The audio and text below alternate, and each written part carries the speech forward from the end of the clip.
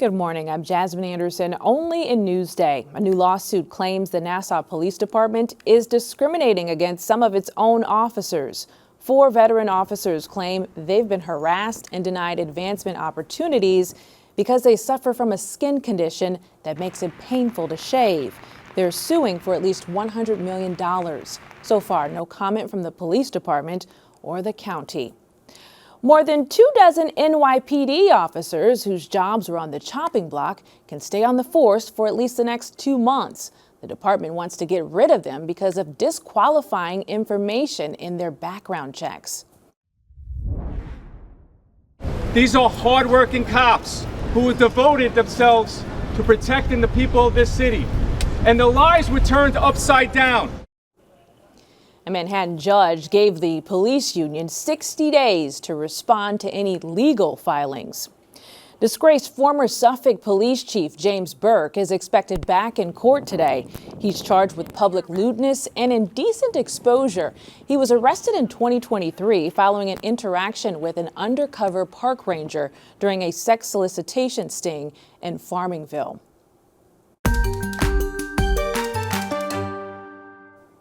Only in Newsday, New York State and LIPA say PSEG Long Island should get a $15 million bonus.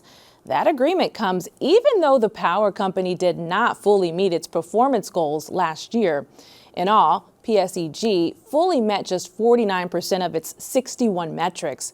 Those metrics deal with things like customer service, outage frequency, and worker injuries. Republic Airport is getting millions for runway improvements. $6.5 million is coming from an FAA airport improvement program. The runway resurfacing project is expected to begin next year. Reconstruction work on an existing gate is also planned. Long overdue repairs to a footbridge and path in Village of the Branch are now complete. Work began on the project in 2018, but it was delayed because of the pandemic.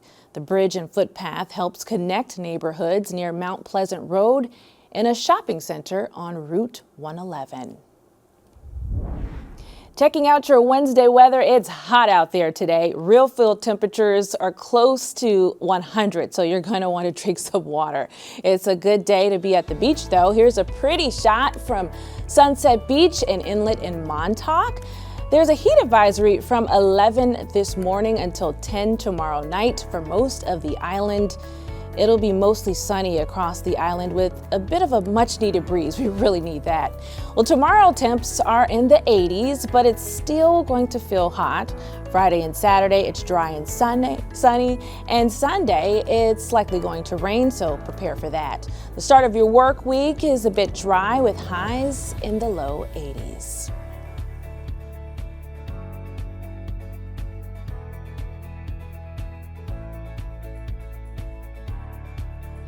Long Island weather is brought to you by Sun Nation Energy, helping Long Island homes and businesses save with solar for over 20 years.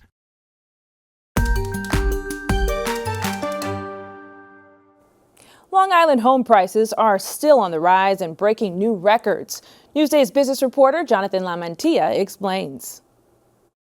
A new One-Key MLS report shows record prices in both Nassau and Suffolk counties. The median price rose in Nassau County to $850,000 for a single-family house. It's up from $800,000 in June of 2024. In Suffolk County, it's $700,000. That's the first time that Suffolk County has hit a median price of $700,000. That's up from $665,000 last June. There was some thought earlier in the spring that there might be a little bit of a plateau, that the ceiling for home prices might have kind of been hit and that affordability was finally coming into play, that this was all buyers could withstand. But these June numbers showed that, at least for houses closing in that month, prices still had room to grow. And that's what I'm hearing from real estate experts on Long Island, that there still seems to be buyer appetite for these homes. And until those buyers go away and there's fewer people trying to bid on each house, that doesn't seem like it's going to change.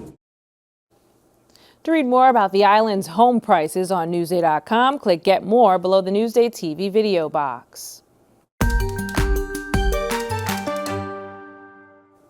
Only a Newsday. Today we're rolling out a new series focusing on how Long Islanders are helping one another. Videographer Chris Ware shows us volunteers on Long Island. My name is Lori Pinka, and I volunteer for many reasons. The first is to celebrate my son. I've come to discover that service is my driving force. I currently volunteer with the James Finke Foundation at the Yaphank Correctional Facility.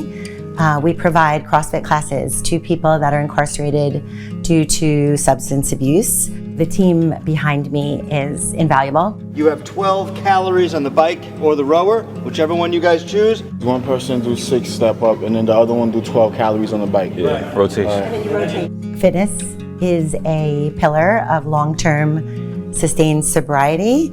So we offer that anchor for people to grab onto that'll hopefully help them remain on their recovery path.